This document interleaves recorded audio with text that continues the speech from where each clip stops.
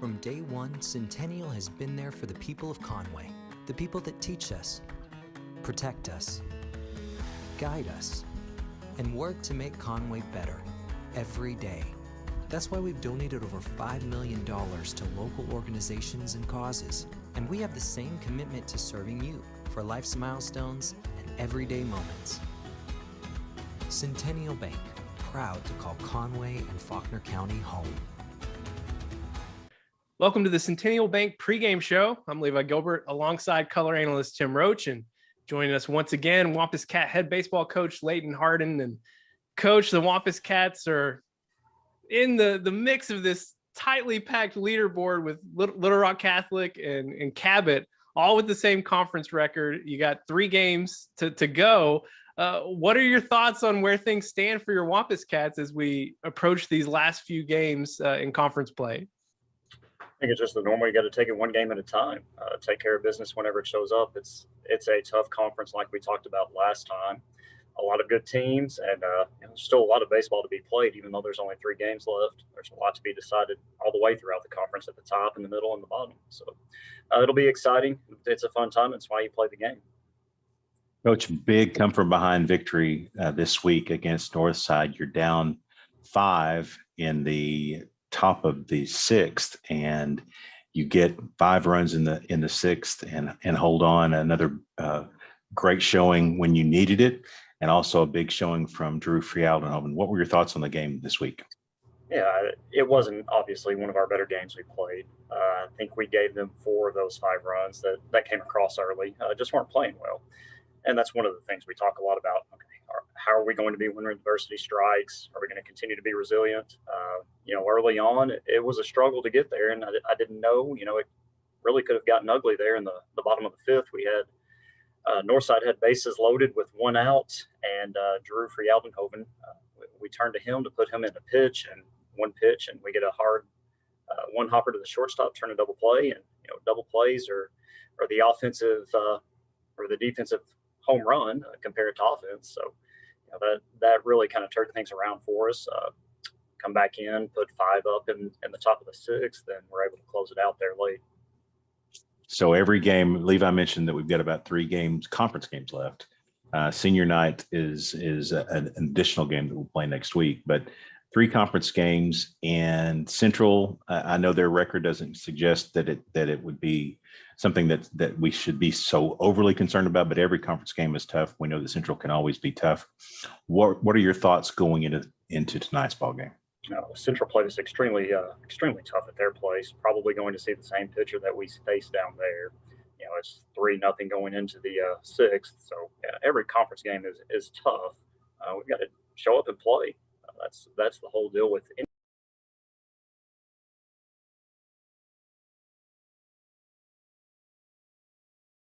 Welcome to the Centennial Bank pregame show. I'm Levi Gilbert alongside color analyst Tim Roach, and Good afternoon from Wampus Cat Field. I'm Levi Gilbert alongside color analyst and public announcer Tim Roach, and it's Conway Wampus Cat baseball here on Conway Corp, brought to you by Centennial Bank. Today's matchup, another 6A Central battle between 2 teams that are, let's just say, on opposite sides of the conference, as your Conway Wampus Cats play host to the Central Tigers. And Tim, it's been 3 long weeks since our last baseball broadcast, and man, these Wampus Cats have been on a roll since then, 4-1 in that time, and they sit tied atop the 6A Central with Catholic and Cabot. Yeah, the only loss in that stretch was to Cabot here at home, but they only lost by 1, I believe. Run, yeah, 2-1. Yeah, and we beat them by much more than that down in Cabot. So they returned the favor, but boy, we played some really good ball. Yeah, today's opponent, the Central Tiger squad that frankly has just really struggled to find wins since conference play started. They're a game over 500 overall, but 2-9 in 6A Central play. And your Wampus Cats beat them at their place earlier this month with a 5-0 shutout. But Tim, 3 conference games remaining, including this game today. Conway can't take anything for granted with so much still left on the line. Yeah, no, and I made the mistake in the coaches show, and then afterwards as well with Coach Harden to say, well, this looks like we should be able to kind of move through it. He said, nope, not going to do that. That's not the way we approach it. So, yeah, there is so much going on. You've got some heavyweights that we've got to go with. We still got to play Bryant at the end of the season. And we have Catholic, I think, on Tuesday night. That's correct. So, Huge there's game. which is a massive game. We took care of Catholic here. But, yeah, this race to the top is far from over. And Tim, another special thing about today is that we'll have a ceremonial first pitch thrown by former Wampus Cat Mike Wiley. Iron Mike he was called back then. Back in the day, and I mean way back in the day, and no offense to Mike or myself, but Mike was here really at the beginning stages of the program back in the late 80s, mid to late 80s, and he dominated, and we'll go through some stats. How you're going to get a good chance to talk to him a little bit in the game as well.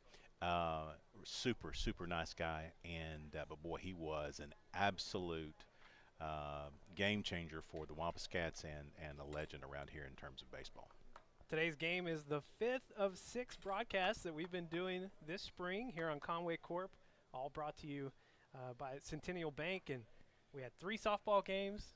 We've already cleared that out. We had what a softball game that was last week that we got to do last Friday. A 1-0 win in extra innings over Cabot, just a total blast. And we've got this baseball game tonight, and then we'll have the final regular season baseball game next Friday against Bryant. And depending on what happens here today and what happens on Tuesday at Catholic, that game could be, and hopefully will be, for an outright 6A Central title. We'll just have to wait and see. It would be great. That's the hope and the challenge, and it starts tonight with that run. So glad to bring it to you. We'll get everybody started. I'll go into PA Tim mode. Tim mode now. Yeah, here we go. Activated. Here we go. Good afternoon, ladies and gentlemen, and welcome to Wampus Cat Field, where this afternoon the Wampus Cats play host to the Central Tigers from Little Rock. Let's start with the starting lineups. First for the visitors from Central. Batting first and playing second base, number 4, Josh Rowe. Batting second and playing third base, number 2, Matthew Holmes. Batting third and playing shortstop, number 12, Luke Lawrence. Batting fourth and playing right field, number 13, Luke Mcknight. Batting fifth as the designated hitter, number 42, Cam Russey. Batting sixth and playing first base, number 17, Brock Bicklemeyer. Batting seventh and pitching, number 6, Sam Collier-Tennyson. Batting eighth and playing left field, number 3, Charles Russey. Batting ninth and playing center field, number 23, Darian Norris. And catching, number 5, Owen McCrory. The head coach is Landon Moore. And now here's the starting lineup for your Conway Wampus Cats. Batting first and playing right field, number 6, Logan French. Batting second and playing third base, number 9, Tucker Satterfield. Batting third as the designated hitter, number 13, Cole Glover. Batting fourth and pitching, number 3, Austin Rainey. Batting fifth and catching, number 1, Zak Shuba. Batting sixth and playing left field, number 24, Preston Prock. Batting seventh and playing first base, number 16, Preston Ribbing. Batting eighth and playing shortstop, number 14, Connor Cunningham. Batting ninth and playing second base, number 15, Sam Gregg. And playing center field, number 21, Eric Rojas. The head coach is Leighton Harden.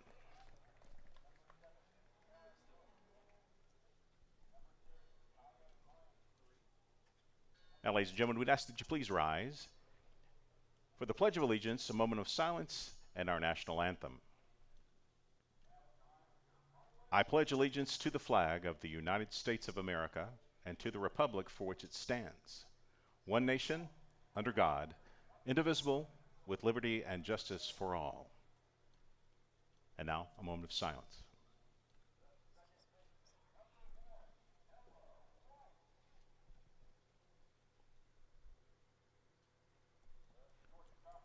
And now, our national anthem.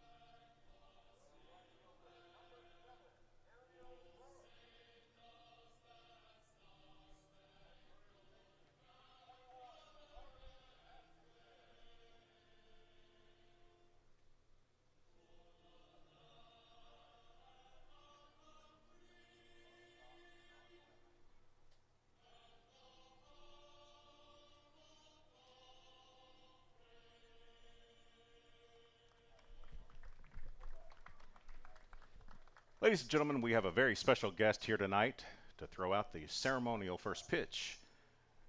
2022 Wampus Cat Hall of Fame inductee Mike Wiley. Mike was a Wampus Cat player from 1986 to 1989, where he played outfield, first base, and pitcher. He still holds 10 Wampus Cat baseball pitching records as well as 2 fielding records. During his time as Wampus Cat, Mike was 4-time All-Conference, 2-time All-State, Gatorade Player of the Year in 1989, State Tournament MVP in 1989, and led his team to the first state championship in 1989. After high school, Mike was drafted by the Baltimore Orioles in 1989, but instead chose to attend Connors State for 1 year, where he led them in ERA and batting average in 1990. Afterwards, Mike played 3 years in the Baltimore Orioles organization before having to retire with 2 Tommy John surgeries. Mike then returned to UCA, where he walked on for the golf team, eventually earning a scholarship and obtaining a degree in special education and kinesiology. Mike, his wife Christy, and their 5 children currently reside in Lampasas, Texas. Ladies and gentlemen, please put your hands together to welcome back one of our own Wampus Cats, Mike Wiley.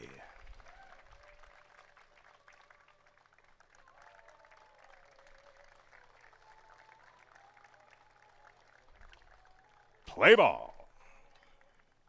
That's a strike, Tim Roach. I'd give him that outside corner. Yeah, no, that's a strike. That's a strike. It was a little wide, but they went after it, no doubt.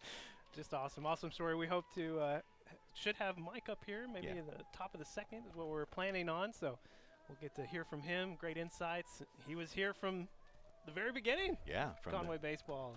The program, I mean, yeah, they set it off in about 85 or 86, and then in 89, first state championship, and Mike Wiley still is around here in these parts, as they say in the South. He's still the dude. The dude. Well, I know how you feel about dudes. Yeah, no, you want them on your team. You want them on your team. That's right. What you always say. That's right. Tim Roach. Well, man, we are glad to be able to bring this to you live today. This is, like I said, 5th of our 6 Conway Corp spring broadcasts. We'll close out number 6 next Friday, back here, as Conway will end the regular season in 6A Central play against the Bryant Hornets. And, man, oh, man, you've got a 3-way tie right now.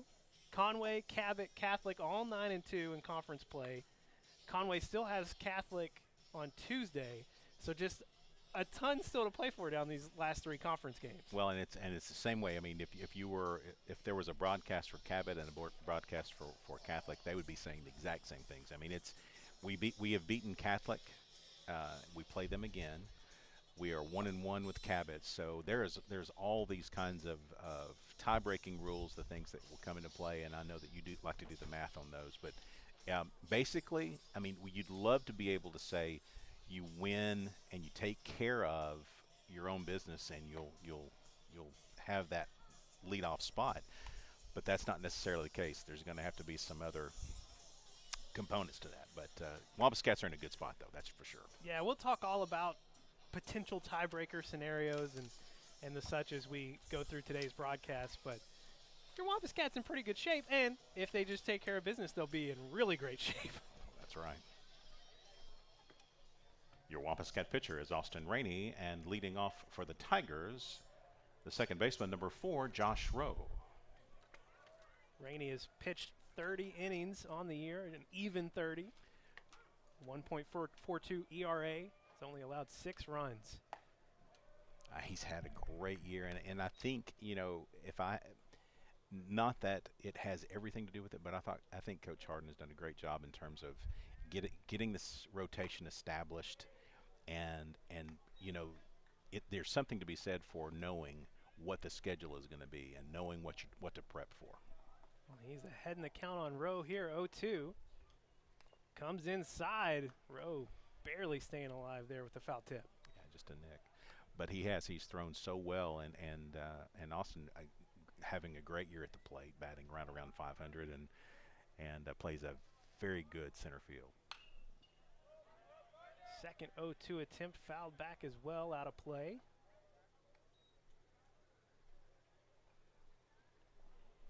Wampus Cats 14-7 overall, 9-2 in 6A Central play, and 3 huge games, including this one here. Comes inside, gets the strikeout, throw down to first, will put him away. Good job by Shuba to bounce out, stay out of the line of play, and a good accurate throw there. So 1 up, 1 strikeout for Austin Rainey. Now batting the third baseman, number 2, Matthew Holmes. And that brings in Holmes. Rainey up and away on his first attempt to Holmes. Yeah, that little tail on that one, he cut that one loose. The wind is just going to be unmerciful. You may hear the wind at certain points as it blows straight into us. Yeah, this is not a day. I mean, Wampus Cat Field plays long. I mean, the 360 mark center field, and it's a long way to get it out of here. But when the wind blows out of the south, it's just almost impossible. 1-1 to Holmes. Inside and low. Holmes holds off for ball 2.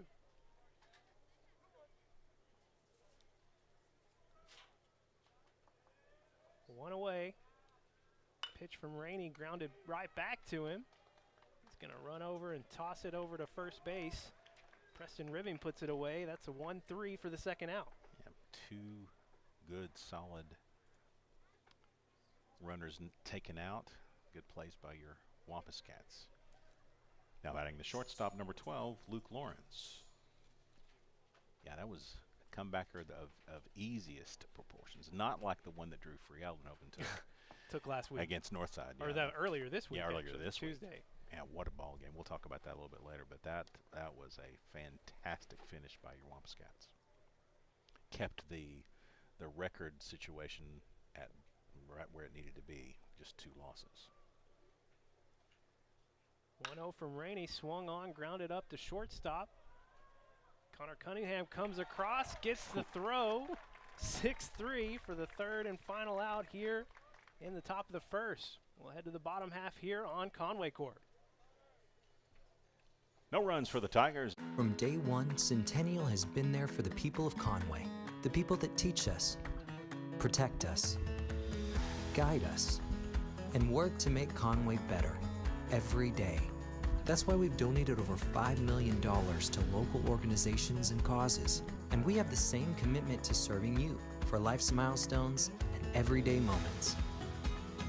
Centennial Bank, proud to call Conway and Faulkner County home. Education is all about vision. It requires commitment, investment.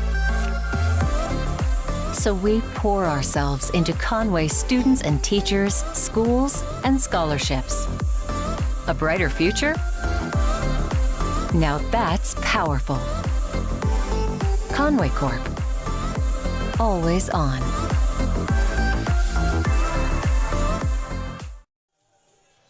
Back live live here at Wampus Cat Field. It was a great top half of the inning for Austin Rainey. 3 batters faced, 3 batters retired very quickly. Well, and 3 really good plays. I mean, comebackers are always hard. You're just finishing your pitching motion.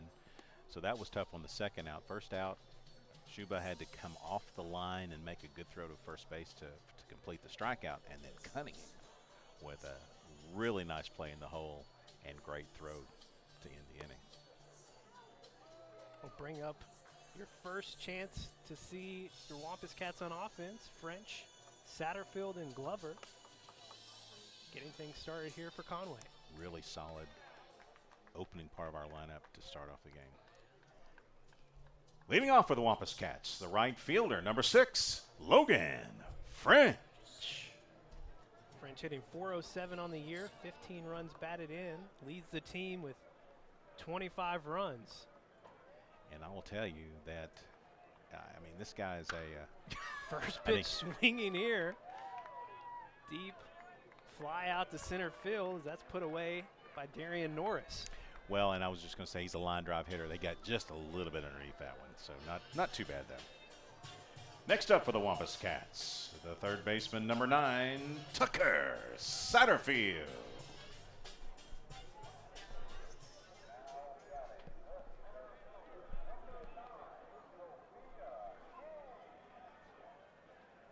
First pitch swinging here. That's Satterfield. Mid right field range, put away. So 2 pitches. Wow. 2 outs for Central. Fairly efficient of the Central pitcher. Next up for the Wampus Cats, the designated hitter, number 13, Cole Glover. Yeah, that 2 pitches, 2 outs. Think he's got the take sign on? Maybe. That would not be a bad idea. He does hold off there. I don't think that was a take. It was not by design. Wise selection. No. He swung at that one, actually. No offense, Cole. Glover hitting .455. DH spot takes a called strike there to even the count at 1-1. A breaking ball that was kind of basically floated in there and caught the outside edge. Good pitch.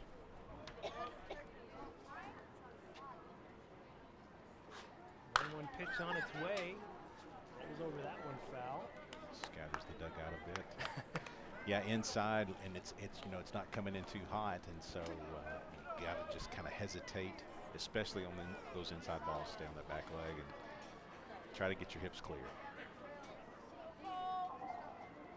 1-2 on its way. Glover swinging over the top of that. It will be thrown out first to complete strikeout and third out of the inning. So both sides go down 1-2-3. Start off the game here, back with the second inning after this break here on Conway Corp.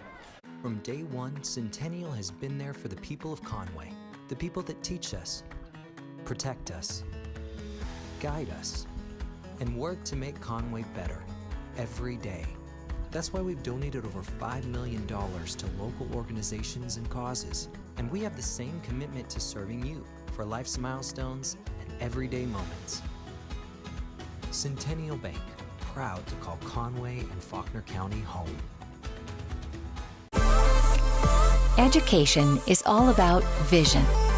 It requires commitment, investment. So we pour ourselves into Conway students and teachers, schools, and scholarships. A brighter future? Now that's powerful. Conway Corp. Always on.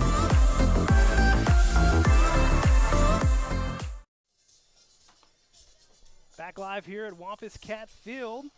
Both sides going down 1-2-3 to start off the first inning.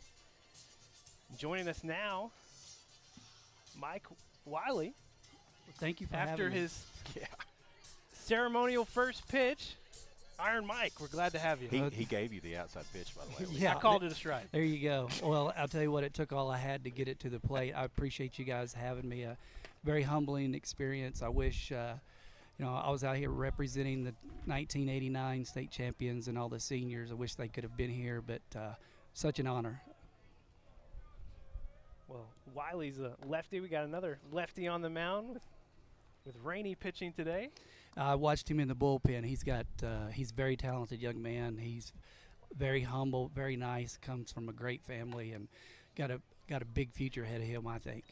So you were from 86 to 89, right? Correct. And so when did the baseball program actually start? Was it in 85 or 86? It was 84, actually. 84. I came in the third year of Coach Boucher starting the program. We actually played over at the YBMA, where the beautiful facilities are now. Yeah.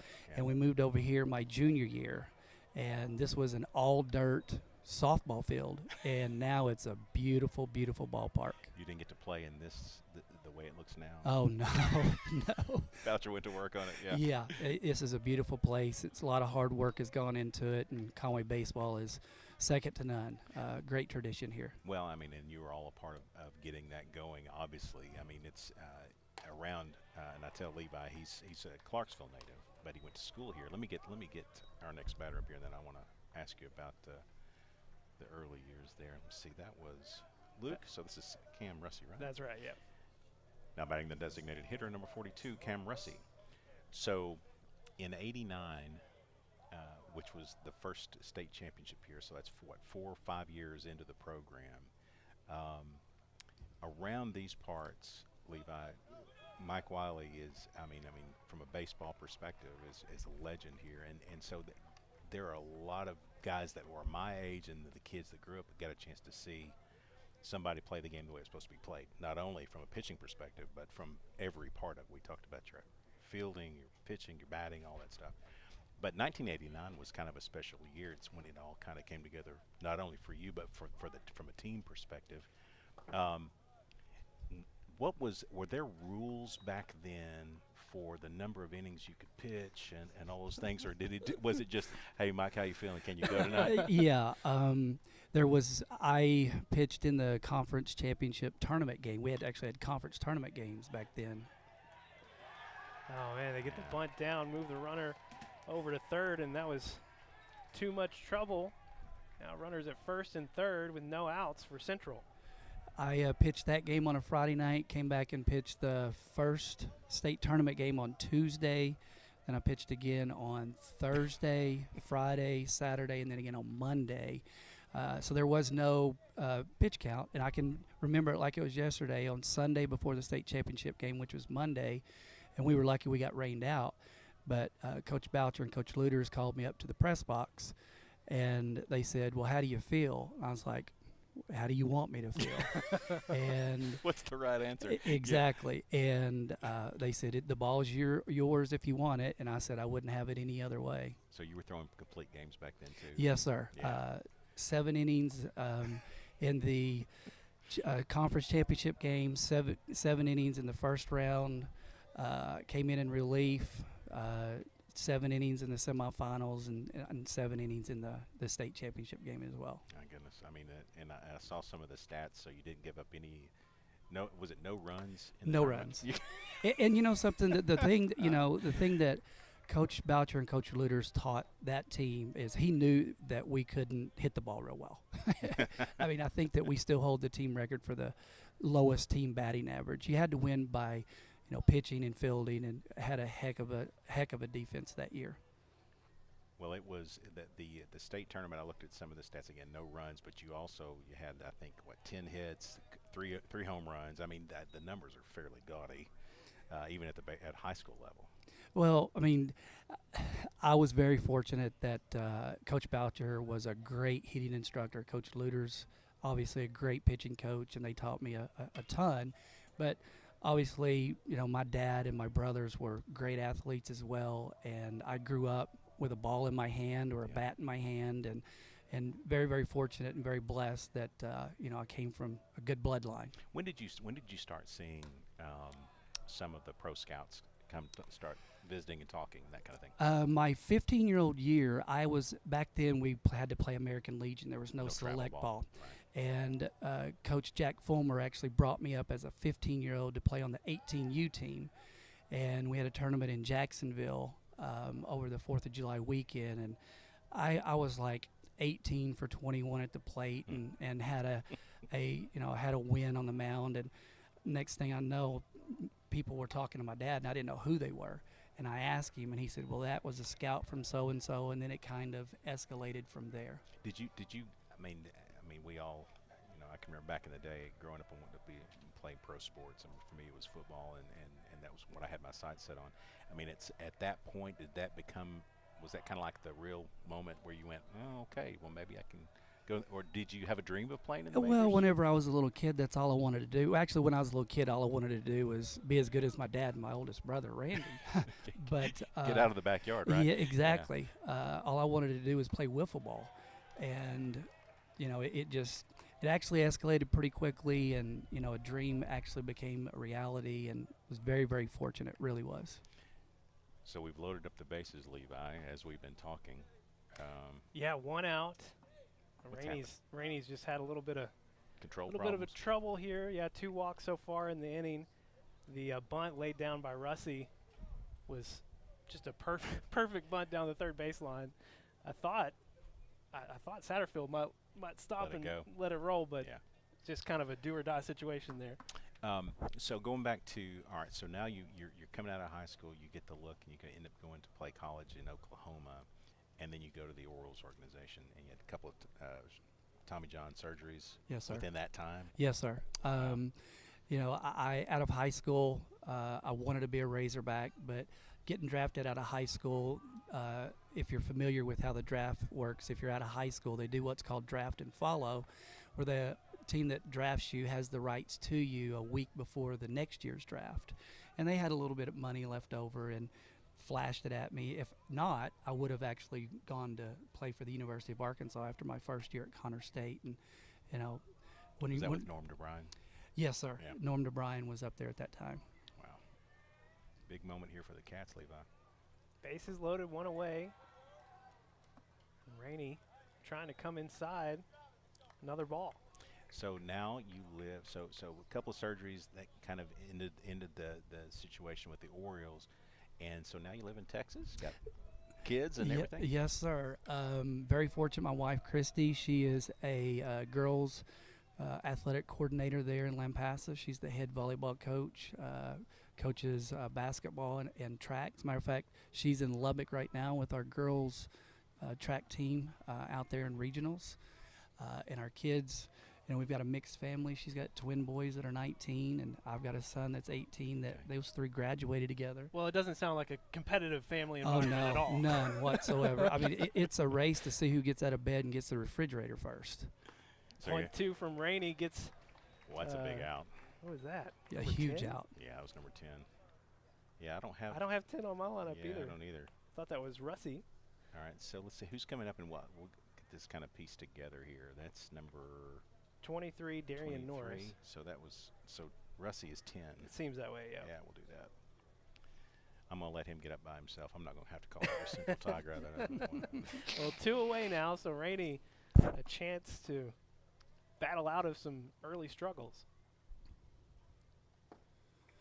And then the girls, Landry, that's Christy's daughter. She plays volleyball and runs track. And then my daughter is a varsity cheerleader. So we're very rarely at home, and we cross each other in the hallway. We say hello, and that's pretty much it. We're a very active family. Well, enjoy the time, because I tell you, it goes away pretty quick. Oh, I completely understand that. Whenever I was in high school, I thought 50 was old, and now I go, wow, I'm 51. It's not as old as it used to be. You would say that, Tim. Of course, because being 57, but that is what it is. 0-2 pitch from Rainey, and Norris hanging tough in there, fouls it away.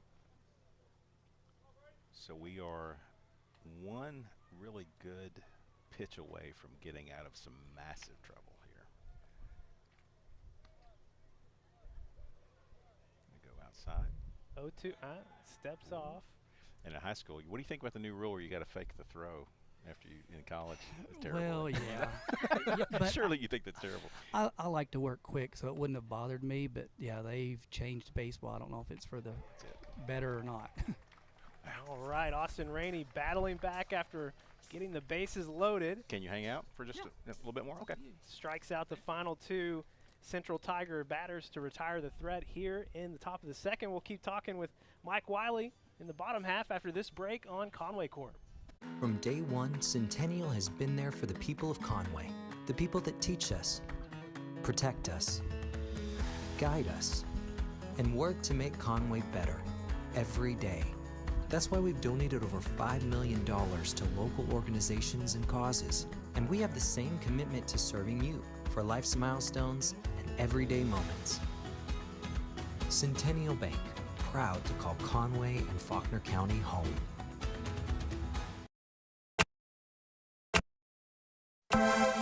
You don't wake up thinking about internet speed, electricity, reliability. Your mind isn't on advanced treatment facilities or customizable systems. You don't have to think about any of these things because we do. Conway Corp, always on. Back live here at Wampus Cat Field. It was a Central Tiger threat in the top half of the second, but bases got loaded. Austin Rainey locked them down, struck out the last two batters, and no score. Still here in the bottom of the second as Rainey gets ready to come to the plate. Leading off for the Wampus Cats, the pitcher number 3, Austin Rainey. Gets a chance to make up for all the trouble he caused everybody and the heartache with wind blowing in, though. Man, it's going to be tough to get out of here today. So I want to ask you about pitching and baseball in general has changed with analytics and the approach with analytics and how they do that. So what are your thoughts on strictly on pitching? I know the game has changed, but on pitching itself, what do you think about the new approach to pitching? Well, nowadays you have specialists. Back whenever I was playing, you went from first base to pitching to right field or whatever, but now you have so many kids that all they do is pitch. As a matter of fact, I was talking to Austin. He said, "Do you have any advice for me?" And I said, "Yeah, I've got one piece of advice. There's only so many pitches in your arm. Make the most out of it." And, nowadays I've watched a lot of college kids and, the analytics, you have catchers in the SEC wearing an earpiece that, it's the pitches are being called by, a pitching coach. Does that teach a kid actually how to pitch? Who knows? Right. And whenever I was playing, Coach Luters and Coach Boucher gave me the reins and allowed me to call my pitches because I knew how I felt that day and what was working for me and what wasn't. And so was that a situation where you knew what you wanted to pitch and then you just shake him off until he got to the right pitch? I was very fortunate. My catcher? my senior year, Shannon Bentley was my catcher, and that dude is like he was inside my head every pitch because he knew what I wanted to throw every pitch. And that guy was so good, so good. I was blessed to have him. And Shannon Skirm was before him. He's a great catcher as well. And, the relationship that a pitcher and a catcher has it's a bond. It's something very special. And something that I'll always remember is those relationships I had with my catchers. Well, I mean, it's still, and even with analytics, I mean, you see some chemistry, and when you find that right connection with these guys, and it's one of the things I actually kind of like about the way the Razorbacks approach it is that they have the earpiece, but mostly they call their own game, and they go that direction. Rainey going to fly out to right field. Went down 0-2 early and battled back to a full count, but first out here in the bottom of the second for your Wampus Cats. Some generic fly balls going out. Next up for the Wampus Cats, the catcher number 1, Zak Shuba. Well, you have the stats that, this guy swings at the first pitch X percentage of time. You have all those analytics now that we didn't have those back then. You just had a gut feeling, you went with it. Baseball was more about feel there than it really was. It really was. What do you think about the shift? Oh, it's the worst thing ever. Thank you. Teach somebody how to bunt, and they're going to hit 700. The art of hitting, bat hot. Nice. All right. Shuba gets on base with a blazer past the third baseman. Let's get Preston up here. So glad to hear you talk about baseball, Mike. Next up for the Wampus Cats, The left fielder, number 24, Preston Prock. Who'd they move to first base? That. Yeah, oh, is that Lake? That's Satterfield. Yep. Lake Satterfield at first base. Yeah, the shift is just so bad. Yeah. Seriously, the art of bunting, hitting to the opposite field. You know, people like, I don't know if most people remember people like Tony Gwynn and Rod Carew that could spray the ball everywhere. I mean, golly, you would never get those guys out with a shift like that. And, you know, you have the second baseman playing in shallow right field for a left-handed hitter, and the center fielder, it's ridiculous. That's just my personal opinion. Baseball's not what it used to be. But you still watch it, though, right? Oh, yes. I still love the game? How can I? You know something? My wife asks me every time February rolls around, because that's when pitchers and catchers report for spring training. I get an ache in my shoulder, my elbow, and I'm like, yep, it's spring training time. So I do miss it. I really do. And you know, walking between that chalk today was a very special thing for me. But I actually walk on that field a lot. Next up for the Wampus Cats, the first baseman, number 16, Preston Ribbing. We try to come up during Thanksgiving, and I actually come out here by myself and walk around the field, and it brings back so many amazing memories for me. And, you know, when you start getting older in life, you realize that those memories are very special. You can't recoup those, but it's nice to walk around, and this field has a mystique, and just honored that I was asked to come out today and throw the first pitch. Well, I know that you've heard it a few times here as you've walked around and met with folks, and I'm sure you meet a lot more folks. But and living in Texas, I know sometimes it's tough to get back, but you're a Conway guy and legend around here. We're glad and happy to have you here tonight. Well, thank you. It's an honor. Well, I'm honored to be with you and know what you meant for the game of baseball for this community. I mean, I get all the talent and all that stuff and representing that perspective, but yeah, again, you helped lay a foundation, you and the guys that played and Coach Boucher, for a lot of kids. I mean, the program has really stayed on, and yeah, some of that's coaching, but a lot of it's kids just coming out here and watching play, you know? Yeah, it really is. I was honored that Coach Harden asked me to speak to the team before the game. Oh, did you? You were able to speak to the team? Mm-hmm. Awesome. Next up, the shortstop, number 14, Connor Cunningham. And one of the topics that I covered was, you know, wearing that jersey. It's an honor to wear that jersey and respect it, because, you know, whenever it started in 1984, look back at those guys and what they had to do to build the foundation that they're now playing under. And never take for granted that there's little kids walking around here. They can't wait until they put on the Wampus Cat jersey. Kids are watching you at all times, whether you have on the jersey or not. People know who you are.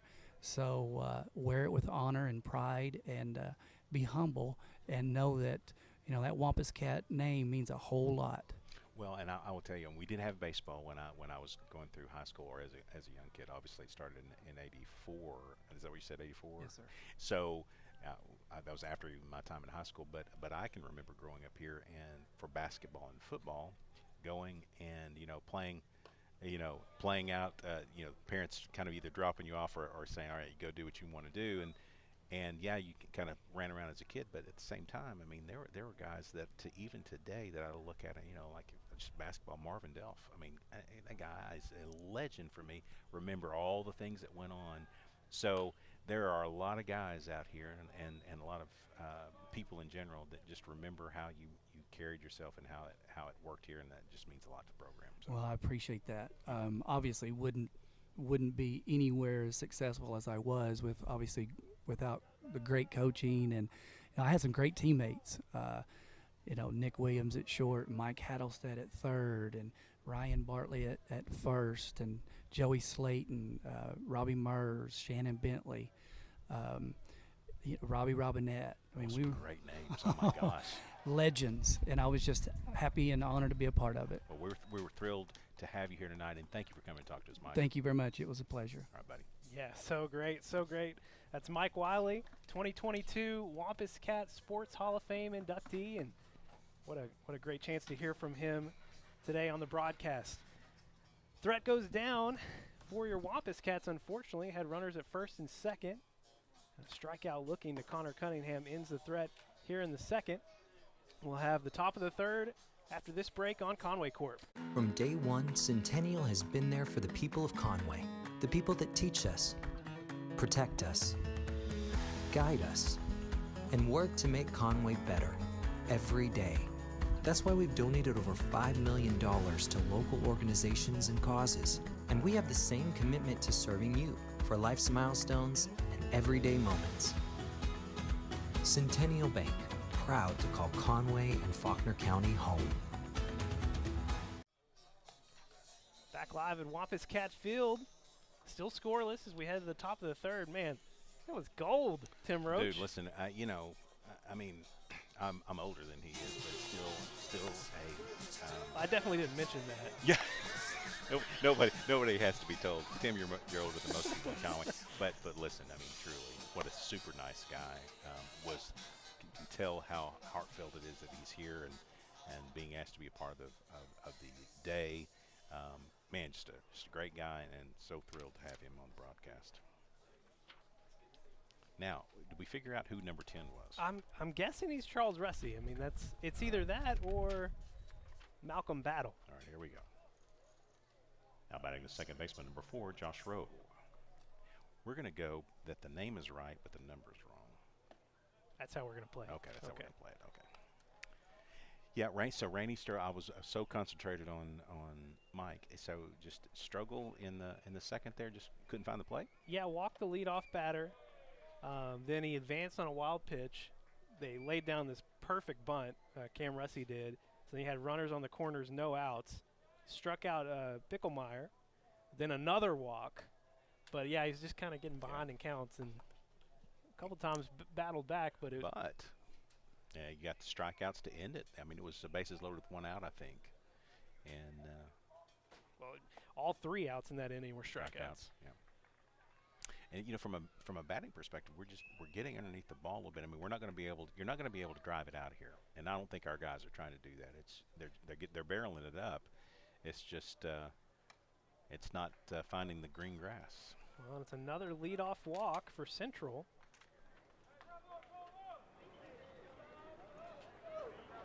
Three walks now on the day for Rainey. Now batting the third baseman, number 2, Matthew Holmes. Well, you just can't keep playing the game and not expect that those walks will come back to bite you at some point in time. Good job by Shuba there. Rowe does not try to advance. And does not try to get hit by the pitch. Normally you might wear one. That one hurt right at the kneecaps. Holmes grounded out back to Rainey in the first inning. It's going to fly out to right field. Logan French in position. Got a guy there. 1 away. Logan French, very solid in the outfield. I mean, really, he's got so much speed, can cover a lot of territory, and just really, really good with the glove and bat. Just a great player. Now batting the shortstop, number 12, Luke Lawrence. My microphones are mixing again. Lawrence grounded out to short. Back in the first. So great. Yeah, great play by Connor Cunningham. That was the end of the first inning, right? That's correct. Yeah. Ranged into the hole behind second base and made a great throw. So 1 out, 1 on for Central. Rainey going up and in, evens the count at 1-1. Yeah, he's not had any trouble at all trying to come inside. I mean, he's not afraid to get him to back up a bit. Pitch. Wow, great breaking ball. Got him swinging over the top of that one. Makes it 1-2. Yeah, good breaking ball across the plate, but down low had no chance. No chance to get there.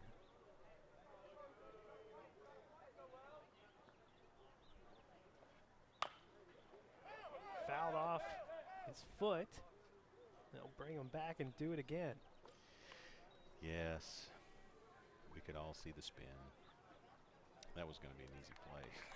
You wanted that one. But it was the right call. So.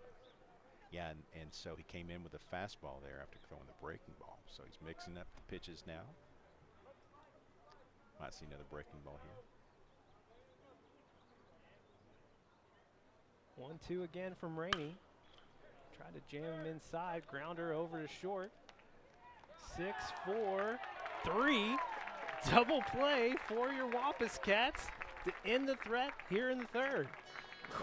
What a play by this Conway defense. We'll head to the bottom half here on Conway Corp. From day one, Centennial has been there for the people of Conway, the people that teach us, protect us, guide us, and work to make Conway better every day. That's why we've donated over $5 million to local organizations and causes. And we have the same commitment to serving you for life's milestones and everyday moments. Centennial Bank, proud to call Conway and Faulkner County home. We don't schedule the appointments, but we connect them. We don't read the x-rays, but we stream them.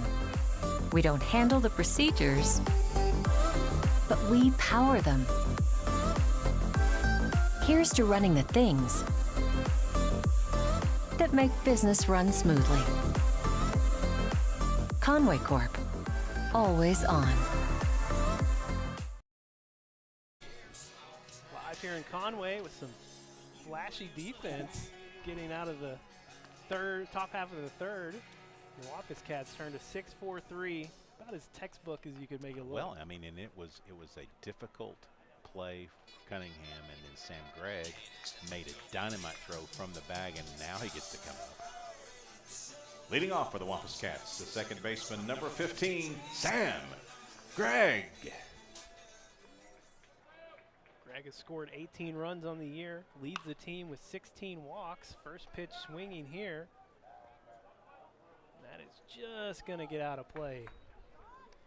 You got to love it when you make a great play to end the inning and you are first up.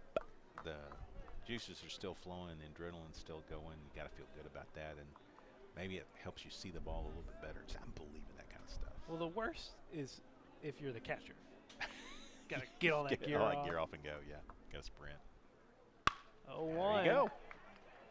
Lined into right field.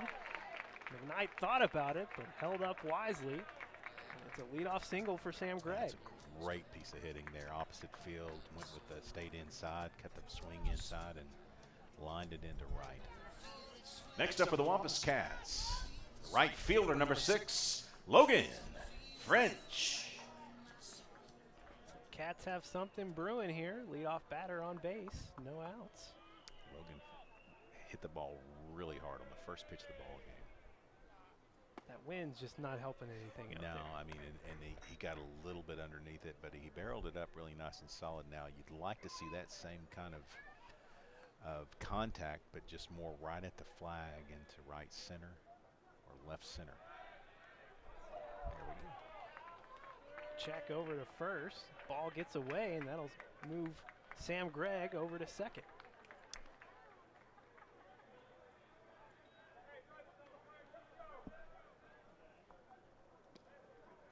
Sam is such a good athlete, and he's a heady baseball player, really good football player as well. But he's just one of those guys that he's just got ball skills. He can just do it. So no outs, runner in scoring position for your Wampus Cats.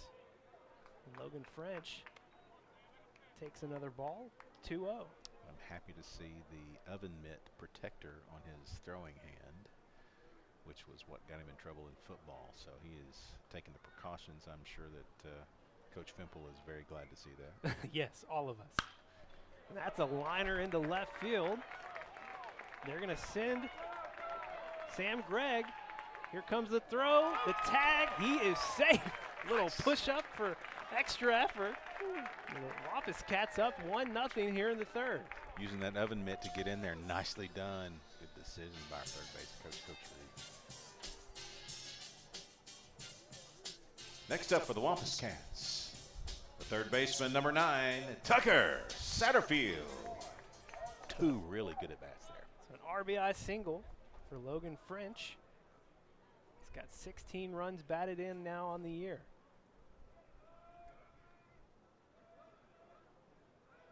Still no one out. Satterfield lays down a bunt. Fielded by Collier-Tennyson. And he will be thrown out at first. Yeah, bang, bang. little delay on the call, but Bang, bang. But he, boy, that's, if not right at the pitcher there, if it's either side, it's a base hit. Too bad for Tucker there. Next up, the designated hitter, number 13, Cole Glover. well, the bunt does advance French into scoring position. No. No. He was already. No, that's right. He was there. That's right. You're right. You're right. I was thinking about the pass ball for Sam Gray. For Sam Gray? Yeah, you were right. I was right. Well, you know, No. it rarely happens that way. But I'm So gonna I'll call take it. One Nice. on. Still just one out for your Wampus Cats. I was thinking the whole time, why was he standing there? Why is he still there? What is he doing? What is he doing? Logan, come on. And yeah, he was right. Cole's been hot as of late, and we had the game here against Catholic. Boy, he killed it. Had multiple RBI. He's got 10 now on the year, hitting .455.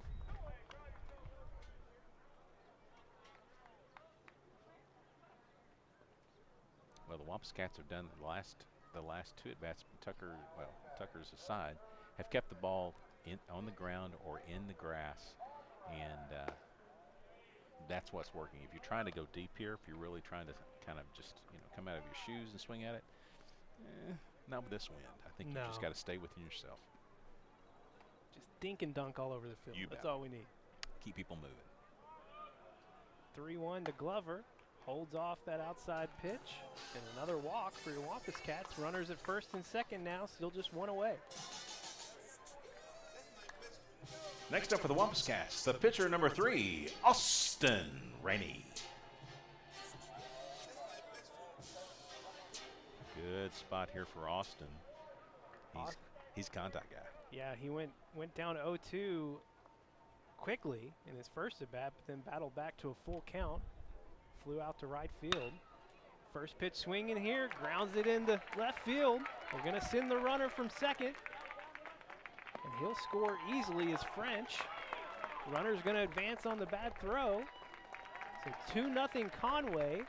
And runners at second and third, still just one away. It's the same spot that Logan French drove in Sam Gregg. I mean, the exact same I was spot. like, have I seen this before? Yeah.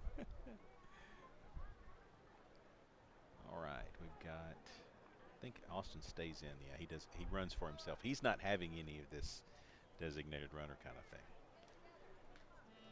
Next up for the Wampus Cats, the catcher number 1, Zak Shuba. Zach had the only hit of the game for your Wampus Cats until this inning. Had a single to left field back in the second. Zach is due some hits.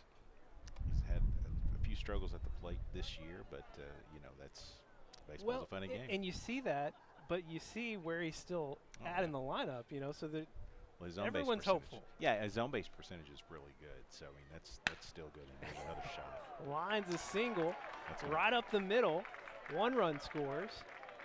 2 runs are going to score.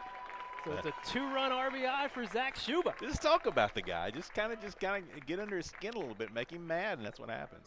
Great job by Zach there. Got Lake Satterfield going in again. Lake Satterfield at first base. And they got the coach coming out to visit. I was wondering when that was going to show. Yeah, still just 1 away. It's Preston Prock set to come up next. Wampus Cats have put a crooked number on the board. Well, and it's not been anything really kind of funny either. I mean, you had the one bad throw to home plate that advanced the runners to second and third. But, but really, it's just been solid base hits. Well, you had the pickoff throw that went wrong. that That's advanced right. Sam Gregg. So that kind of started all. That's right. That's right. And now, Preston Prock is coming up. That's not what you want to see if you're struggling on the mound. Next up for the Wampus Cats, the left fielder, number 24, Preston Prock.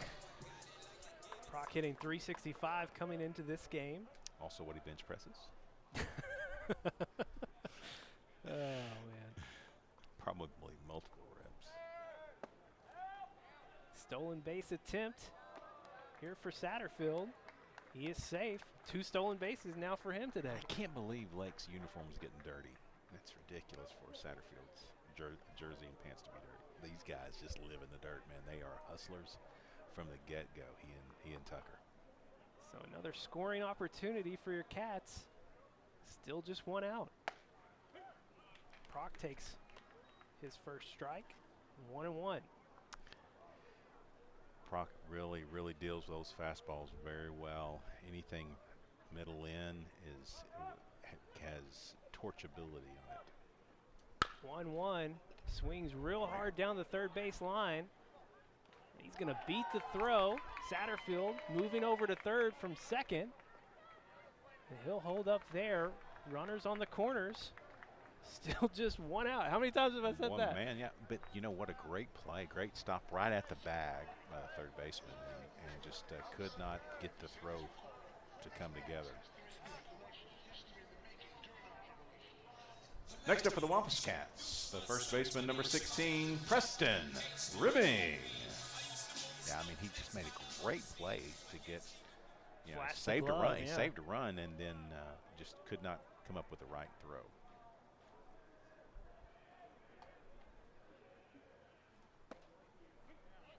Another opportunity here for Preston. He walked in the second inning. Going to ask our expert here, was that a base hit? Air? Okay. So it'll be an E5, not an infield single. E5.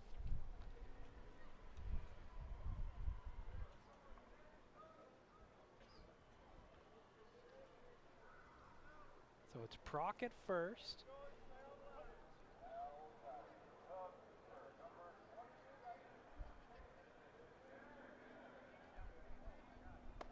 Who's over at third? I've already forgotten. That is Lake Satterfield. He's in for Shuba. Okay, right.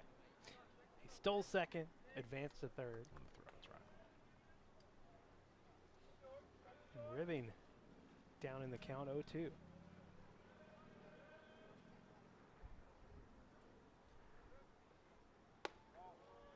Ribbing holding off that pitch up in the zone. Kind of floated up there. Boy, that's a lot. That takes a lot of patience there to stay off of that one.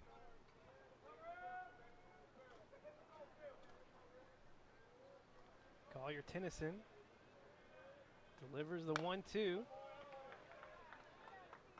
foul ball. So Preston kind of rolled over that one. It was outside pitch, and he tried to pull it. Probably better served if he can just stick the bat out there. If he's going to go out there and protect, just shoot it in through the right side. But he rolled over that one. Fortunately, it was just foul. Got a pretty big gap over there, too. Yeah. Whole shaded area is basically open for him. Can see the wind, how it's impacting our center field camera out there. Keeps moving around. It is very gusty today. I tell you, this spring just in general has just been absolutely, every day it's been windy. It's just, and I get it, it's Arkansas and all that stuff, but man, it just seems like it's been every day. You'd expect it to be rainy with tote suck going on, Yeah, but well, we'll get that tomorrow. okay, gotcha. Never fear. 2-2. Wow, Holds great off eye. again. It was down 0-2. Battled back to a full count here. Yeah, the breaking ball's not coming down. It's starting out. It's floating out there, and Preston's done a great job of holding off on it. But it's not breaking, biting down into the zone. Full count on its way. Yeah, Holds off outside. And Collier Tennyson has walked the bases loaded.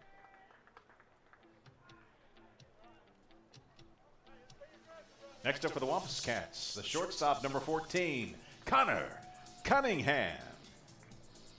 So it's Satterfield at third, Proc at second, and Ribbing at first. All set up for Cunningham. Just 1 out. He's first pitch swinging, lines a single into left field. 1 run will score. They'll send Proc around third as well. 2-run RBI single for Connor Cunningham. Well, what a great inning of hitting the ball. I mean, these have just been, other than the one, and it was a great play at third, they've just been really solid base hits. Nice job by the Wampus Cats.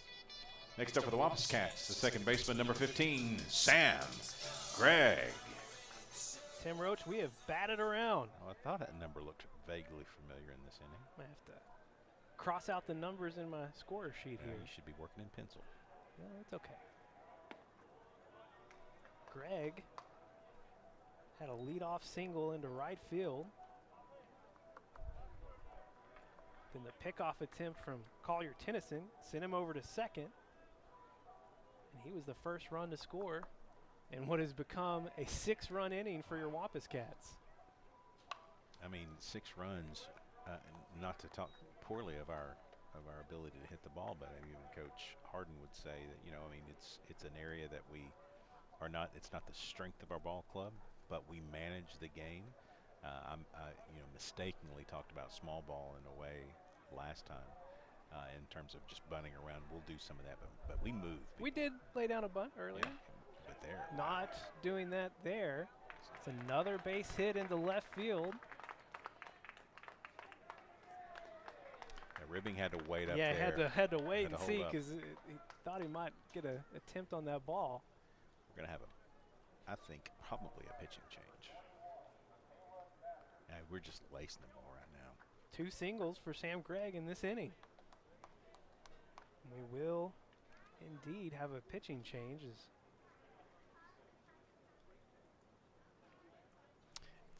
High school ball, it's so cool because you find somebody that will be playing a different position. That they're next up. It's not somebody coming from the bullpen normally. Right. Yeah. So you got to kind of wait and see who the selection is. Can't tell what number that is. 12. 12, I believe. Yeah. So that is going to be Luke Lawrence, the shortstop. That's hard to just step in like that and get things going. It is. You want to? Yeah, we'll go ahead and take a little break here. It's been a 6-run inning so far for your Wampus Cats. They've got, bases still loaded. Yeah. Just 1 out. We may see some more runs here. Take a little break here and let Lawrence warm up. This is Wampus Cat Baseball here on Conway Corp. From day one, Centennial has been there for the people of Conway, the people that teach us, protect us, guide us, and work to make Conway better every day. That's why we've donated over $5 million to local organizations and causes. And we have the same commitment to serving you for life's milestones and everyday moments. Centennial Bank, proud to call Conway and Faulkner County home. Education is all about vision. It requires commitment, investment. So we pour ourselves into Conway students and teachers, schools, and scholarships. A brighter future? Now that's powerful. Conway Corp. Always on.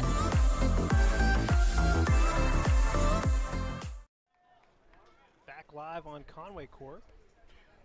a lot of changes happening here as Luke Lawrence is coming in to pitch, and Brock Bickelmeyer he's moving to third because third base. Collier Tennyson is at first now. And the third baseman goes to short. Okay.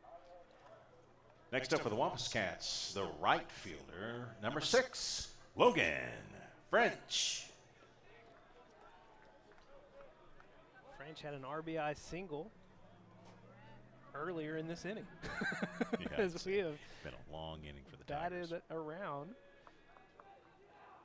6 runs have been scored by your Wampus Cats here in inning number 3. Yeah, just 1 out. Bases are loaded for a really, really good contact hitter in Logan French. I mean, he's going to make contact more than likely. It's been 2 walks. 1, 2, 3, 4, 5, 6 singles. Wow. 6 singles, 6 runs. Yep. Wow. And 1 walk. And then we had a runner reach, or 2 walks, excuse me. We had a runner reach on an error as well. And poor poor Lawrence here. Tough call to have to come in like this. Yeah, bases loaded. 3 straight balls to start to French here. Well,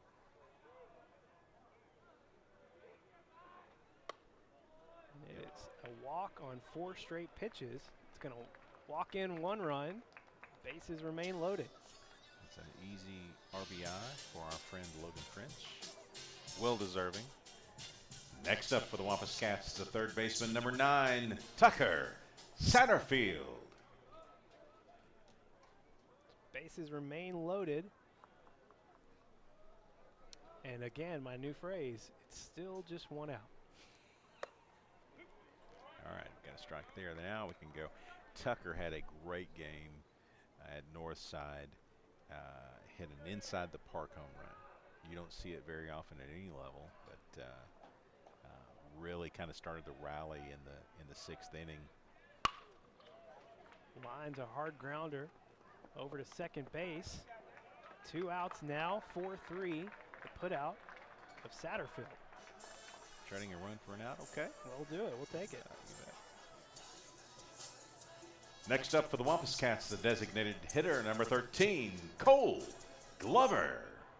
Yeah, so he had an inside the park home run. We were down 5-1 in the 6th against Northside in a very crucial game for us, and inside the park home run. So Sam Gregg at third. He's going to score on the wild pitch here from Lawrence. Close play. I just felt like he was going to score. It ended up being a little closer than I thought it was going to be. Good throw. Yeah, good throw by the catcher. But Sam was there. But back to Northside. I mean, just a fantastic comeback. Down 5-1 going into the 6th. And again, in high school ball, there's just that's 6th and the 7th. That's it. And inside the park home run by Tucker with 1 on. And we ended up putting a 5-spot in, took the lead. And Drew Frialdenhoven came in and closed it down, man. Shut it down. Fabulous outing by Drew Frialdenhoven. Another wild pitch here, but French will not be as inclined there. No, Logan saw how close that one was previously and was not going to make the same mistake. It's a 2-0 count to Glover. Glover walked in his first plate appearance this inning. Another wild pitch. French will get there. Slipped a little, no slide necessary, and then almost came to the turf after the play. Ridiculous. My oh my, Tim Roach. Wow. 10 runs now. 10 spot. It looks like a 0 on the scoreboard. Because you can't. I mean, what are you supposed to do? You can't. There's not a room for 2 numbers over there. Wow. That's the most runs I've seen in an inning by us here. Well, no one on base. That's something, I guess, for Central. Well, if that had not been a strike there and it was a good pitch, it would have been another one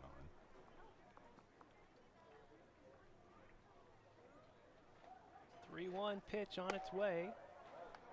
Glover holding off for his 2nd walk of this inning. Next up for the Wampus Cats, the pitcher number 3, Austin Rainey.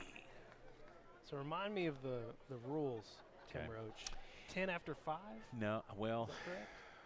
trying to think if there's a difference between softball and baseball. It's the way it is in softball. It's that way. I don't know. We'll get some clarification from our Our resident baseball expert in the booth here is John Frialdenhoven.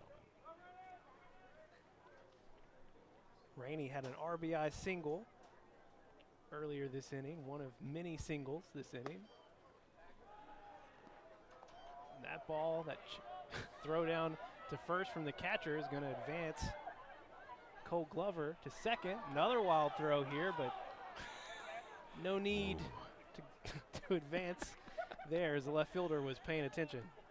Yeah, that could have been another bag, but great decision by Cole to not press that. He made a big turn at second base. I thought he was going. He put the brakes on pretty quick. He was watching his coach. and that's the way you play the game. Well, Glover now in scoring position for Austin Rainey.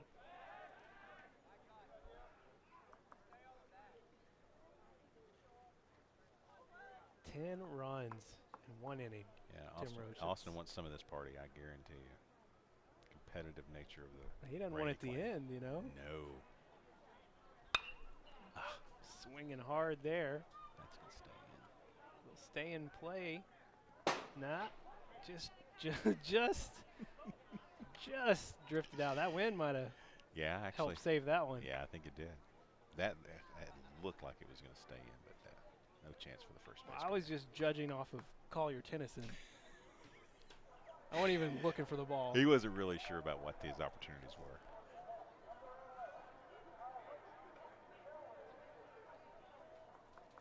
Jack Roach on the mic I can hear over him. there, Yeah, I can hear Jack Roach over at the softball field. He's super excited because tonight is senior night over at the softball field. Oh yeah. And so he gets to read tonight, I think, and that's always a challenge for Jack. Wow, calling him out on air like that. Wow. No, but reading into a mic is different. And yeah. And as a senior, especially when people are hearing you. Yeah, that's right, and it's an emotional night for everybody. So yeah. So Glover advances to third on another wild pitch. It's a 3-1 count to Rainey. Lawrence does get the strike. Yeah, a little bit outside, maybe, but listen, this umpire's been very consistent for 2 ball games out there. Lawrence gets Austin Rainey swinging there. Strikeout and third out of what has been a massive inning for your Wampus Cats. 10 runs. I'll have to count up all the hits during this break. Okay. We'll be back after this on Conway Corp.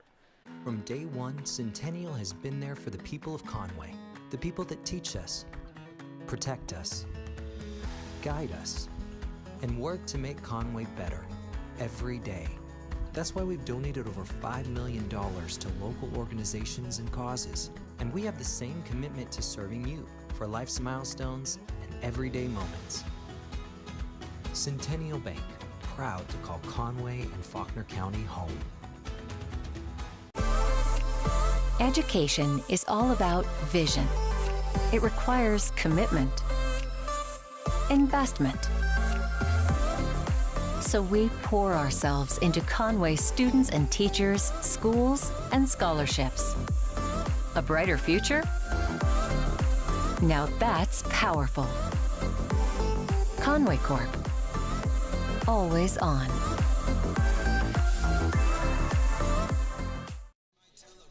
Back live at Wampus Cat Field, getting a look at a new pitcher here for Conway, Preston Prock. So final line for Austin Rainey, 3 innings pitched, no runs, no hits, and let's see, 4 strikeouts, and 3 walks is what I've got. Yep, 3 walks. So again, final line for Austin Rainey, 3 innings pitched, no runs, no hits, 4 Ks, and 3 walks. Wow. Good outing for Austin. First up for the Tigers, number 13, Luke Mcknight. And it was 10 runs on 6 hits, and 1, 2, 3, 4 walks. How many errors? How many errors? I had him down for 3. 3. Yeah, so that, I mean, you hit the ball that much, and you get that many walks and that many errors. It's just one thing leads to another. It's, you know, and we've all seen in baseball, it's such a strange game, but you've seen that with teams, it just gets going and it snowballs, and it seems like nothing is going to go right. I mean, everything that can go wrong for the Tigers there happened, and you're just happy when that third out finally shows up. Wow. Preston Prock making quick work there on 3 pitches for the strikeout. That was relatively quick. Right.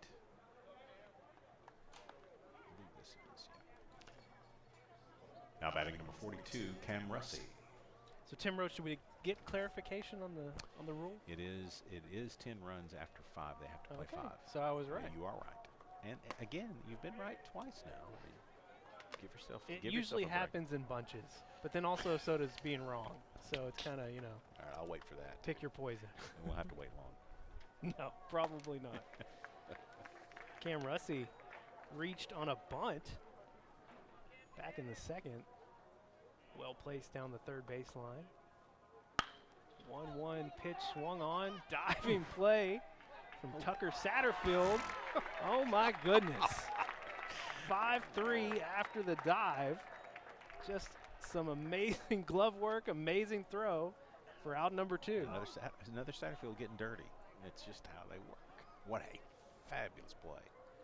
Now batting, number 17, Brock Bickelmeyer. I mean, you can't get any better than that. Goodness, what a play. I just thought it was impressive he got to the ball. I was thinking there's no way he's going to get that throw there in time.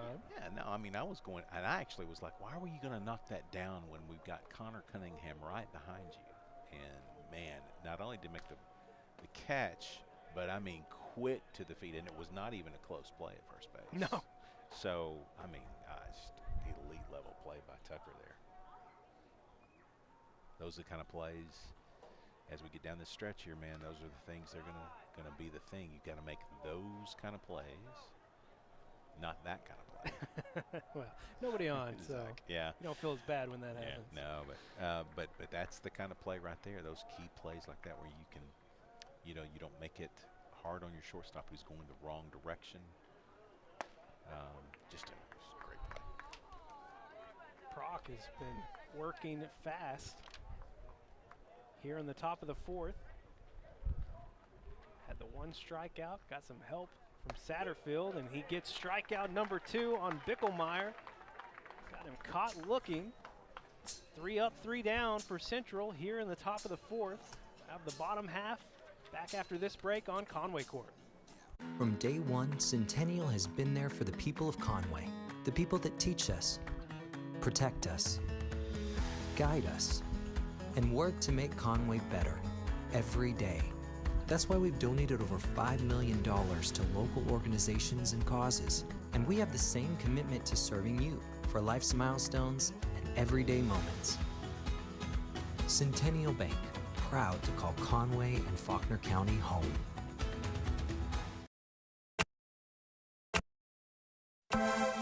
You don't wake up thinking about internet speed, electricity, reliability. Your mind isn't on advanced treatment facilities or customizable systems. You don't have to think about any of these things because we do. Conway Corp, always on. Live in Conway. It's been a nice, this is baseball weather. Our first baseball broadcast 3 weeks ago, it was cold. It was not feeling like baseball weather. No. 84 degrees, nice breeze today. Yeah, it's been nice. In a 10 spot in the 3rd inning for your Wampus Cats. That's what's not. Yeah, I love the weather, but let's talk about the 10 spot. Good Lord, And wow. then, and then Preston Prock coming in, and absolutely, I mean, he struggled to put 2 balls. He had a 2-2 count, which was just totally ridiculous. Came back and got it. Great play by Tucker Satterfield at 3rd, but 2 strikeouts in the inning, and really, just continued the struggles for Central. I think we got another new pitcher here for Central. Who is? It was 12, now it's 13. So. Oh, I thought 12 was still on. Yeah, he looks like he's moved back to shortstop. Yeah, that's Luke Mcknight. Attention, please, new pitcher for the Tigers, number 13, Luke Mcknight. Getting some help in here. Yes. Appreciate it. Who was that, John? Thank you, John. You don't usually miss those things. No. But the numbers were so well, close. I looked at him, but. Oh, he's giving credit elsewhere. He's just the message man. Leading off for the Wampus Cats, the catcher, number 1, Zak Shuba. Zach 2 for 2 today. Had a single in the 2nd and a 2 RBI single in the 3rd. I need to keep talking about his struggles at the plate, apparently. Man, those two at-bats have got to feel really good. I mean, again, he's an on-base percentage guy, but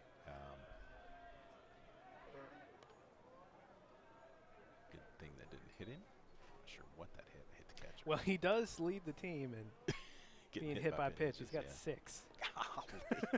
It's not the stat I would want to lead in. No, and as a catcher, you're getting hit plenty. I mean, you don't need it at the plate as well.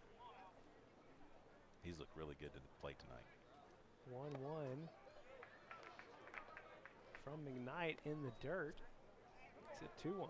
I think the only lefty that we've got at the plate is Tucker. So you got a lot of left on right advantages here. Wow. Shuba continuing what has been a great day for him. Now 3 for 3. 3 singles. Breaking out of whatever slump he's been in. Yeah, that funk is no longer, man. He's moving on. Good for him. Blake Satterfield at first base. And at the plate, the pitcher number 24, Preston Prock. So what do you think the odds are that we could get Mike Wiley to come back next week? I mean, can somebody pay that man his gas bill? That's behind Preston. That was behind Preston Prock. Wild pitch will advance Satterfield to second. Preston, did you see him flinch? No, not at all. No. There's a little bit of football mentality right there. You're not going to move for that. Man, yeah. Listen, if it means win, somebody's going to have to pay the man his gas money. 1-0 from Mcknight. Does get on the right side of the batter's box this time. Still a ball, though. Preston just looks like a ball player, doesn't he? I mean, he's built so well. Not only for this game, but for football. Need to get him to play some basketball next year. Salty, just an intimidator. Hey, yeah. You don't have to shoot. I don't know if he's got a good shot or not. Muscle up some folks. Yeah, just come in and say hi, I'm Preston Prock, and see who comes inside. We had a guy like that a few years ago. I can't remember his name off the top of my head. You're not talking about Jaden Williams, are you? No. He scored, man. Monster. Yeah. 3-0. Mcknight does get a strike across. We failed to mention that Satterfield advanced to third on another wild pitch. Yeah. Be a 3-1 to Prock. He was swinging on that one, fouled it back. Full count coming up. Yeah, I gave him something in the outer half, and he came out of his shoes, so they say, and was trying to really drive the ball there. We'll have to protect her a little bit, but even for Preston, it still could be good contact. Yeah. Whoa, Satterfield. Yikes. Well, that'll get talked about at practice on Monday. That was hit about as hard as you could hit a baseball. My gosh. Good thing that Lake is only about 5'7". Full count remains. Fouled away again. Preston Prock. You got Coach Reed playing over there at third base, and he's taking his hat off to look into the sun to make sure that he sees the ball well. Swinging hard on that full count. Over into shallow left field now as the wind just kept blowing it in. Satterfield tagging up from third, and he will score. Make it 11 runs now for your Wampus Cats. So sack fly for Preston Prock. Got the job done, but man, didn't you think that was going to be out there a lot longer, further than that? Yeah, just kept sinking in. That left fielder, Russie, he just kept coming closer and closer. Next up, the first baseman, number 16, Preston Ribbing. He's first pitch swinging. Loops a single into center field. Texas leaguer. His first hit of the day after drawing 2 walks in his first 2 at-bats.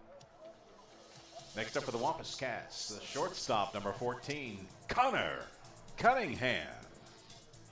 Yeah, he got in on the hit parade. He's been on the bags a lot.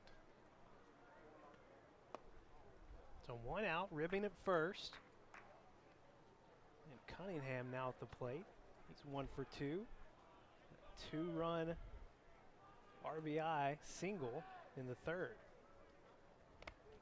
Nice. What a pick from McCrory. Look at what we found out here in the other box. That was nicely done. That saved Ribbing advancing to second for sure. 2-0 to Cunningham. Gets the outside call. Makes it 2-1. A good pitch there. Painted the outside edge.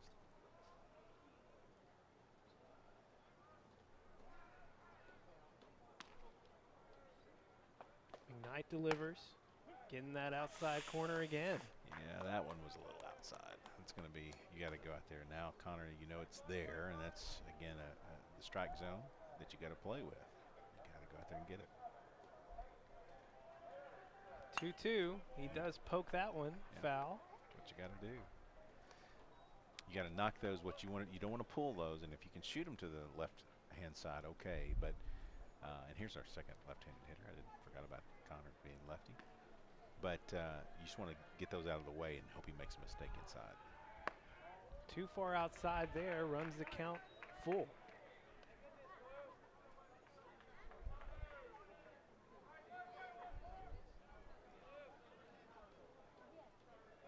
Lefty on lefty matchup here. Cunningham holds off, draws a walk.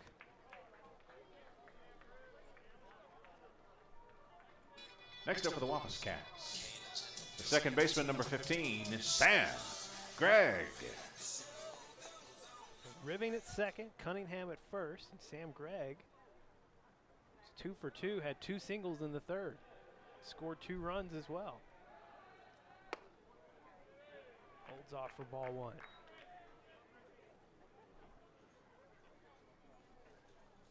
Big, big opening on the right-hand side of the infield.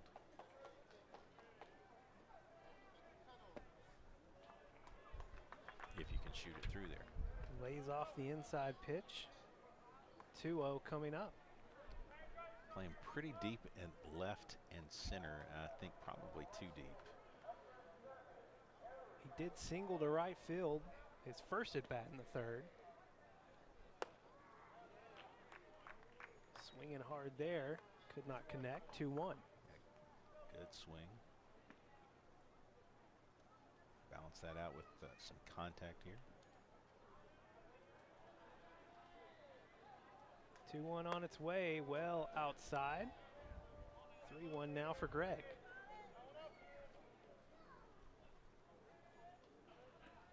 Find that sweet spot, and if it's there, take it for a ride. If not, just let it go, even if it's a strike. Swinging there, can't connect. Make it a full count for Gregg. Single to right and then to left. Yeah. 2 at bats in the third. He asked the umpire if that was going to be a strike, and it was, so just as well. Holds off there. Another walk, second straight walk.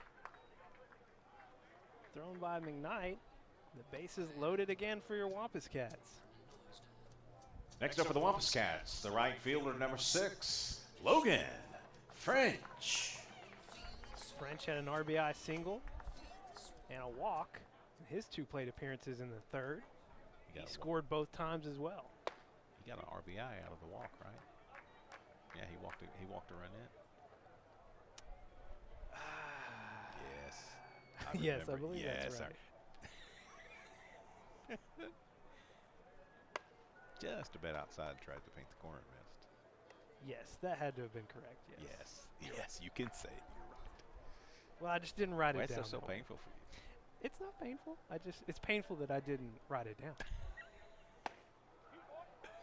Good pitch there. All right, Logan, he's gonna call it out there. You're gonna have to go get it. Being generous to Central at this point in the game, it's, it is what it is. It's understandable. That's And the way he you pokes do it. it in the shallow right field. 1 run will score. So great adjustment by Logan French. Oh man, He's got 3 RBI now on the day. if I give stars out, I'm giving one for that. That was fantastic.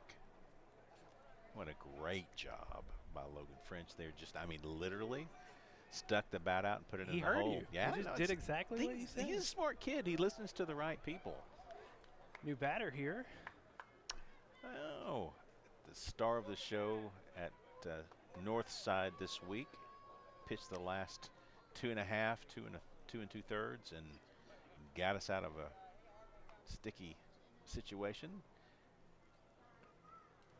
Next up for the Wampus Cats, number 4, Drew Frialdenhoven. And if you're not a local guy, you can't say that right. Takes a first pitch there for a ball. Have you got any stats on Drew? Yeah, I can find some. Yeah. Let's see what his batting looks like.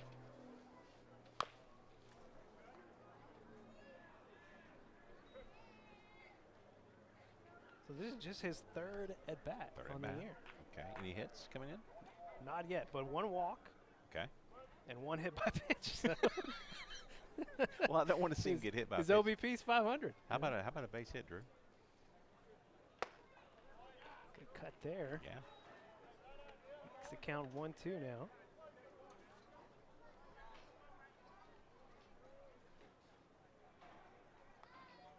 He's also scored a run. Good eye there by Drew. That outside edge, both outside edges have been open for business.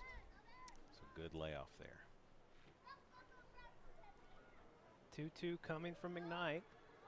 Drew leaning into that. Oh. Over the head. Oh. Left fielder off the top of the wall. 1 run will score. 2 runs will score. 3rd run on its way. And Logan French going to get tagged out, but it's a 2-run RBI for Drew Frialdenhoven. Oh my goodness, Drew just about put it out of here. So hit the close. Top of the wall. Somebody keep that man in the batting lineup. My goodness. No batting gloves. Old school. Just, man. Listen, and that's into the wind. That had if it's a regular day no wind, that one's way out of here. Great stick by Drew. Now we got another new batter. Now batting number 8, Jake Carrington. Carrington hitting .304 coming into this one. This guy's got a stick. Well, he's hit 3 runs in on the year. Another chance for him to do more here. Frialdenhoven, the double, has him at 2nd. So great for Drew. Oh my gosh, dude! The ball. I really thought it was gone. I did not want to jinx it. It had the look. Yeah. Stupid wind, man. Stupid wind. Stupid wind. Jay got fooled on that one. Good breaking ball though. 2 RBI instead of 4. Yeah.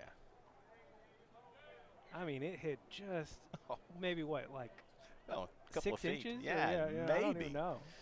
They Maybe put a a foot. dent in the wall. I can actually see the dent in the fence from here. It's about 15 feet to the left of the 330 sign, and there's a dent by the. Just absolutely pulverized it. Gonna be a full count for Carrington. Come on, Jake. Nobody wants it to end, 14 No. runs? Wow. If we score another run, Carrington rolls it over to 3rd, and he'll be the final out here, 5-3. Another 4 runs scored here in inning number 4 for your Wampus Cats. We head to the top of the 5th, 14-0. Conway 3 outs away from closing this one down. We'll have it for you here on Conway Corp. From day one, Centennial has been there for the people of Conway, the people that teach us, protect us, guide us, and work to make Conway better every day. That's why we've donated over $5 million to local organizations and causes, and we have the same commitment to serving you for life's milestones and everyday moments. Centennial Bank, proud to call Conway and Faulkner County home. Education is all about vision. It requires commitment, investment. So we pour ourselves into Conway students and teachers, schools, and scholarships. A brighter future? Now that's powerful. Conway Corp. Always on.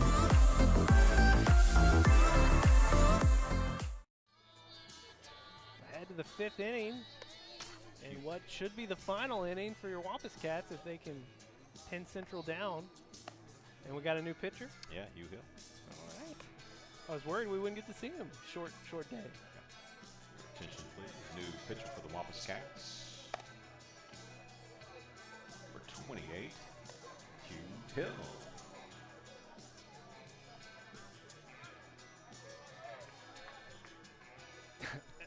In all of this, we've failed to really talk about, but Central's still hitless in this game. Yeah, no, I'm not. See, okay. Now batting number 6, Sam Collier-Tennyson. I have If to you bring do it up I at some swear. point. Oh my God, I how have can to you- bring it up at some Do point. you not know the rules of baseball? What are you doing? Ridiculous. Oh, man. Hugh had a little bit of a tough outing against the North Side. Struggled with the command just a little bit, but this is a guy that can really, really deal. Well, 27.2 innings pitched on the year, a 1.01 ERA. Just 4 earned runs allowed on the year, 39 Ks. Yeah, he can deal. Hopefully he'll get to 40 in this inning. Good pitch Oof. there. My goodness. I thought that was it. Maybe right a little there. low. Maybe a little low, but great pitch. Yeah, he got good velocity. Really nice breaking ball. Would be playing first base mostly, and batting. He's got a good stick, but working through some health issues, and hopefully we'll see him doing that again next year. But he's not a senior, is he?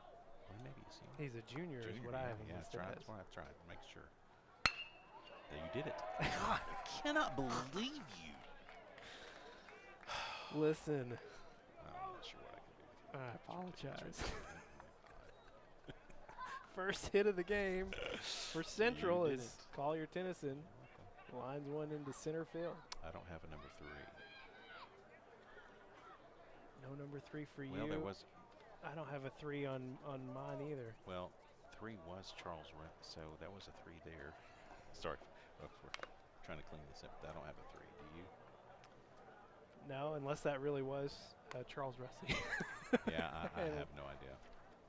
I'm not good. It's number 3's up. This is PA Tim and announcer Tim.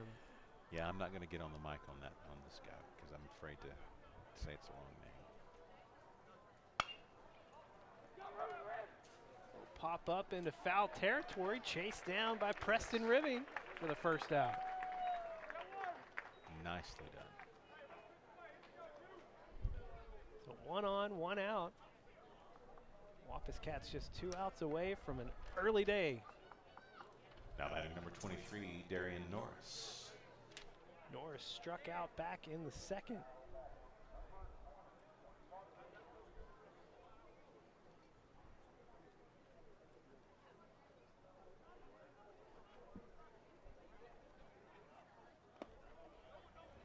First pitch, a ball to Norris.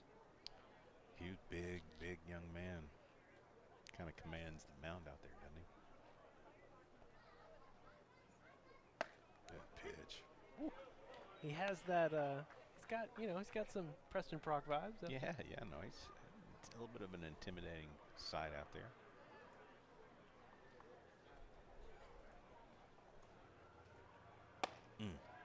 Great Wow. pitch. Wow. I mean, that's just heat, and it's in a spot where you just can't do anything with it. 1-2 from Hill. Outside, and Shuba thought about gunning it down to Yeah, first. that's a setup pitch, though. Darian did not want any part of the 2 strikes that came across the plate, so it might come back there now that you set him up outside. Breaking ball. Runs the count full on Norris. Collier-Tennyson at first.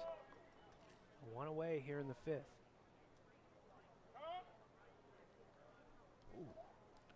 Who called time? Batter did, and that was late in the Leg game. was already up. Yeah, late in the action.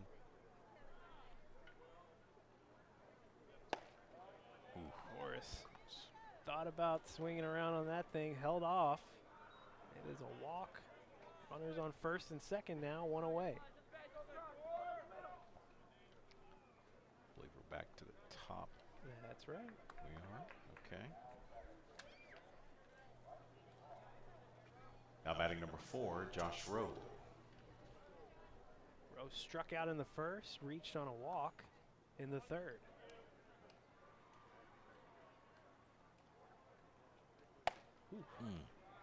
Boy, I mean, that looks good right there. Call's been made a couple of times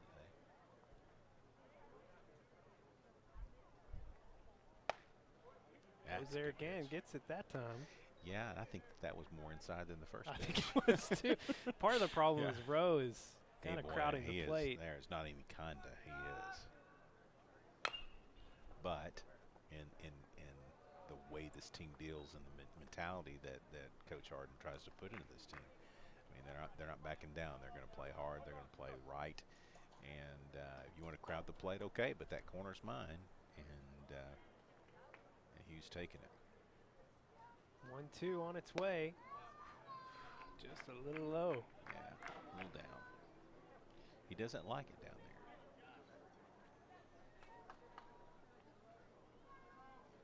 Two on for Central, just one out. It's Hill and Rowe in a little battle here. He's not giving in. He's coming inside.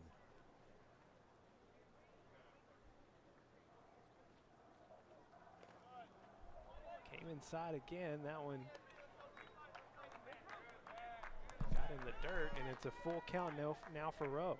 Yeah, breaking ball broke inside off the plate.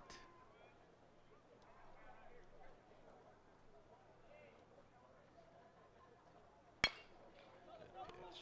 Grounder right back to Hill. Goes over to second. Runner is safe at first. It'll be a 1-4 for the out.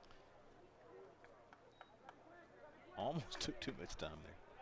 Well, he kind of pumped there. Now batting number 2, Matthew Holmes. Could have got a little cleaner exchange. They might have got it. So runners on the corners now, 2 away for Central.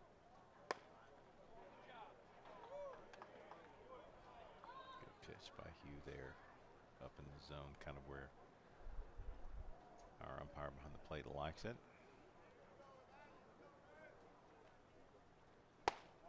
Going right back there on the ball, a little too high this time. I climbed the ladder a little bit more. It's okay. Establishing that upper side. Now you're going to come inside, work the corner. There it is. Placed very well for strike number 2. Really good. That's probably his best breaking ball of the inning. 23 pitches so far for Hill. Goes back up top there. Evens the count at 2-2. Yeah, 1 pitch away from ending this one.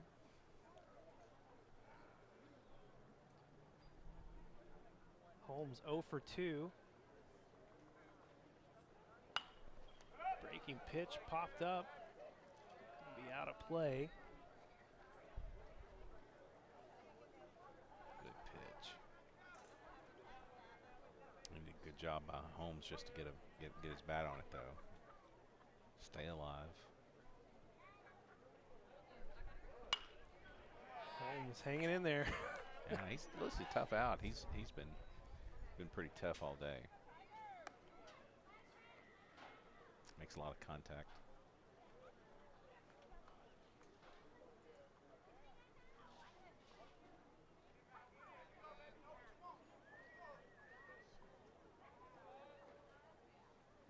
Hill jams him inside.